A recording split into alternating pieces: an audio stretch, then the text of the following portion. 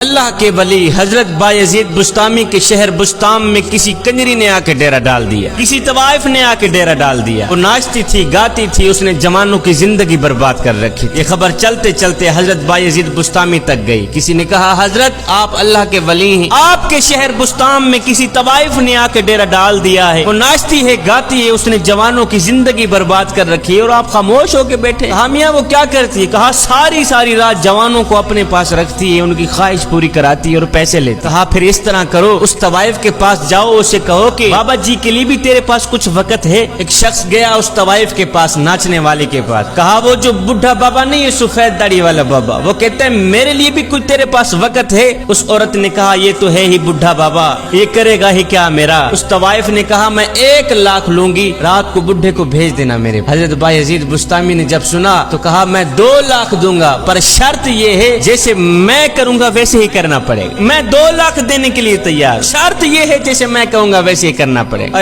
بات طے ہو گئی، سودا طے ہو گئی۔ حضرت بایزید بسطامی جا رہے ہیں کنجری کے محل کی طرف، طوائف کے محل کی طرف۔ زمانہ دیکھنے والا ہے، کوئی تو رو رو کے کہہ رہا تھا یا اللہ ایک ہی تو سورج ہے ہمارا، اگر یہ بھی غروب ہو گیا تو ہم روشنی کہاں سے لیں گے؟ خیر حضرت بایزید بسطامی اس کنجری کے کمرے کے اندر داخل ہوئے، طوائف کے کمرے کے اندر داخل ہوئے۔ جب داخل ہوئے تو طوائف بن سمر کر حضرت بایزید بسطامی کے سامنے پیش ہوئی۔ جب آپ نے اس طوائف کو دیکھا آپ نے کہا مائی میں دوسرے گاہکوں کی طرح نہیں ہوں، پہلے جا کے غسل کر کے۔ اس نے کہا تو کس طرح کا گاہک ہے؟